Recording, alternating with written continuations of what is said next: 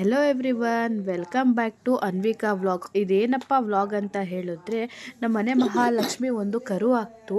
ಅದಕ್ಕೆ ನಾವು ಅಂದ್ಕೊಂಡಿದ್ದೆ ಒಂದು, ಅಲ್ಲಾಗಿದ್ದೇ ಒಂದು. ನಾವು ತುಂಬಾ ಹೆಣ್ಣು ಕರು ಹಾಕುತ್ತೆ ಅಂತ ಅಂದ್ಕೊಂಡಿದ್ವಿ. ಆದರೆ ದೇವರು ಕೊಡಬೇಕು ಅಲ್ವಾ, ನಾವು ಇಸ್ಕೋಬೇಕು. ಬಟ್ ಏನಂದರೆ ಬೈ ಮಿಸ್ಸಾಗಿ ಗಂಡು ಕರು ಹಾಕ್ತು. ಅದು ಯಾವ ಕರು ಆದ್ರೂ ಪಾಪ ಯೋಚನೆ ಇಲ್ಲ. ಯಾಕಂತ ಹೇಳಿದ್ರೆ ಅದು ನೋವು ಅನುಭವಿಸಿದ್ದು ನೋವು ನೋಡಿದ್ರೆ ನಮ್ಗೆ ಇದೇ ಕರು ಬೇಕು, ಇದೇ ಬೇಕು ಅಂತೇನು ಅನ್ನಿಸ್ಲಿಲ್ಲ. ಅಷ್ಟು ಸಖತ್ತು ನೋವು ತಿಂತು. ಯಾಕಂದರೆ ಇದು ಫಸ್ಟ್ನೇ ಕರು ಆಗಿರೋದ್ರಿಂದ ತುಂಬಾ ನೋವು ಪಡ್ತಾಯಿತ್ತು.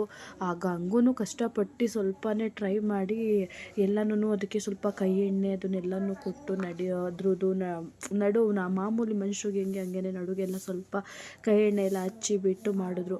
ಆಗ ಒಂದೇ ಸ್ವಲ್ಪ ಒಂಚೂರು ಮುಖ ಮತ್ತು ಒಂದು ಕಾಲು ಕಾಣ್ತಿದ್ದಂಗೆ ಆ ಕಾಲನ್ನ ಹೇಳ್ಕೊಳ್ಳೋಕ್ಕೆ ಅಂತ ಟ್ರೈ ಮಾಡ್ತಿದ್ರು. ಆದರೆ ಸಖತ್ತು ತುಂಬ ಅಂದರೆ ತುಂಬಾ ನೋವು ತಿಂತು. ಆಗ ಜೊತೆಗೆ ಬರಲಿಲ್ಲ ಅಂತ ನೋಡ್ತಿದ್ದಂಗೆ ಆ ಕಾಲಿಗೆ ಸ್ವಲ್ಪ ದಾರಾನ ಕಟ್ಬಿಟ್ಟು ಸ್ವಲ್ಪ ಸಲೀಸ್ ಮಾಡಿದ್ರೆ ಆಚೆಗೆ ಬಂದ್ಬಿಡುತ್ತೆ ಕರು ಅಂತ ಹೇಳಿ ಅದಕ್ಕೆ ಹಗ್ಗ ಹಾಕ್ಬಿಟ್ಟು ಕಾಲು ಎಳಿತಾಯಿದ್ರು. ಹಂಗೆ ಎಳಿತಿದ್ದಂಗೆ ಒಂದೆರಡು ನಿಮಿಷ ಅಷ್ಟೇ ಆಚೆಗೆ ಕರು ಬಂದ್ಬಿಡ್ತು. ಆದರೆ ಕರು ಬರ್ತಿದ್ದಾಗ ತಾಯಿ, ಈಗ ನಾವು ಹೆಂಗೆ ನೋವು ತಿಂತೀವೋ ಅದ್ರ ಥರನೇ ಅದು ಆ ಹಸುನು ಕೂಡ ಅಷ್ಟೇ ನೋವು ತಿಂತು. ಆಗ ನೆನೆಸ್ಕೊಂಡಾಗ ಅಯ್ಯೋ ನಾವೆಷ್ಟು ನೋವು ತಿಂತೀವಿ, ನಮ್ಮಂಗೆ ಅದನ್ನು ಒಂದು ಪ್ರಾಣಿ. ಬಟ್ ಆದರೆ ನಮಗೆ ಬಾಯಿ ಇದೆ, ನಾವು ಬಾಯಾರೆ ಹೇಳ್ಕೊತೀವಿ. ಅದಕ್ಕೆ ಬಾಯಿ ಇಲ್ಲ, ಆದ್ರೂ ಅದು ಯಾವುದ್ರಲ್ಲಿ ಹೇಳ್ಕೋಬೇಕು, ಅದಕ್ಕೆ ದೇವರೇ ಸಾಕಾರ ಅಂತ ಹೇಳ್ಬೋದು ಅಷ್ಟೇ. ಏಕೆಂದರೆ ಈಗ ಮೂಕ ಪ್ರಾಣಿಗಳು ನಾವು ಏನೂ ಗೊತ್ತಾಗೋದಿಲ್ಲ, ಅದಕ್ಕೊಂದು ಏಟು ಹೊಡೆದ್ಬಿಡ್ತೀವಿ, ಬಡ್ಬಿಡ್ತೀವಿ. ಬಟ್ ಅದು ಬಾಯಿ ಬಿಟ್ಟು ಹೇಳಲ್ಲ. ಈಗ ನಾವು ಹೆಂಗಾದ್ರೂ ಬಾಯಿ ಬಡ್ಕೊಂಡ್ಬಿಡ್ತೀವಿ, ಈ ಥರ ನಮಗೆ ನೋವು ಆಗ್ತಿದೆ ಹಾಗೆ ಹೀಗೆ ಅಂತ.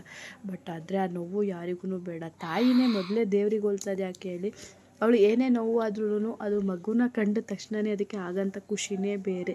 ಹಾಗಾಗಿ ಹಂಗೂ ಹಿಂಗೂ ಕಷ್ಟಪಟ್ಟು ಒಂದು 2 ನಿಮಿಷಕ್ಕೆ ಕರು ಆಚೆ ಬಂದೇ ಬಿಡ್ತು. ಆದರೆ ನೋಡಿದ್ರೆ ಅದು ಗಂಡು ಕರು ಆಗಿಬಿಟ್ಟಿತ್ತು. ಅದೊಂದು ಸ್ವಲ್ಪ ಒಂಚೂರು ಲೈಟಾಗಿ ಬೇಜಾರಾಯಿತು ಅಷ್ಟೇ. ಯಾಕೆಂದರೆ ಲಕ್ಷ್ಮಿ ಬರ್ತಾಳೆ ಅಂತ ಅಂದ್ಕೊಂಡ್ವಿ ಅಲ್ವಾ, ಅದು ಬರಲಿಲ್ಲ. ಬಟ್ ಅದು ನೋಡಿದ್ರೆ ಕರು ಮಾತ್ರ ಮುದ್ದಾಗಿ ಪುಟಾಣಿಯಾಗಿ ತುಂಬಾ ಚೆನ್ನಾಗಿತ್ತು. ತುಂಬಾ ಖುಷಿನೂ ಆಯಿತು ಕರುನ ನೋಡಿ ನಾವು.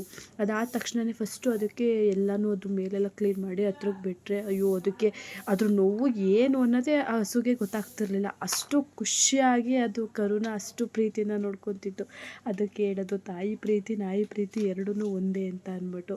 ಹಾಗೆಯೇ ಏನೇ ಆದ್ರೂ ಅದ್ರ ಮಗುನೇ ಅದಕ್ಕೆ ತುಂಬಾ ಶ್ರೇಷ್ಠ. ಹಾಗಾಗಿ ಎಲ್ಲನೂ ಕ್ಲೀನ್ ಮಾಡಿ ಅದಕ್ಕೆ ನೋಡ್ತಾಯಿದ್ರು. ಆಗ ನೋಡ್ತಿದ್ದಂಗೆ ಅದು ಸ್ವಲ್ಪ ಆದರೆ ಬಾಯಲ್ಲೆಲ್ಲನೂ ಕ್ಲೀನ್ ಮಾಡಿ ಎಲ್ಲನೂ ಮಾಡ್ತು. ಅದು ತಾಯಿ ಪ್ರೀತಿ ನಾವು ಏನು ಅಂತ ಬಾಯಿ ಬಿಟ್ಟು ನಾವು ಎಕ್ಸ್ಪ್ಲೈನ್ ಮಾಡೋದಕ್ಕೆ ಆಗೋದಿಲ್ಲ. ಅಷ್ಟು ಪ್ರೀತಿ, ಅಷ್ಟು ಬಾಂಧವ್ಯ ಅಂದರೆ ಅಮ್ಮ ಮತ್ತು ಮಗುದು ಬಾಂಡಿಂಗು. ನೋಡಿ ನಮ್ಮ ಕರು ಹೇಗಿದೆ ಕಮೆಂಟ್ ಮಾಡಿ. ಬಟ್ ಆದರೆ ಏನು ಮಾಡೋಕ್ಕಾಗಲ್ಲ, ನಾವು ನನ್ನ ವ್ಲಾಗ್ನ ನೋಡಿದ್ರಿ ಅಲ್ವಾ, ಸಬ್ಸ್ಕ್ರೈಬ್ ಆಗಿ, ಲೈಕ್ ಮಾಡಿ, ಶೇರ್ ಮಾಡಿ, ಹೇಗಿದೆ ಅಂತ ಕಮೆಂಟ್ ಮಾಡಿ. Thank you.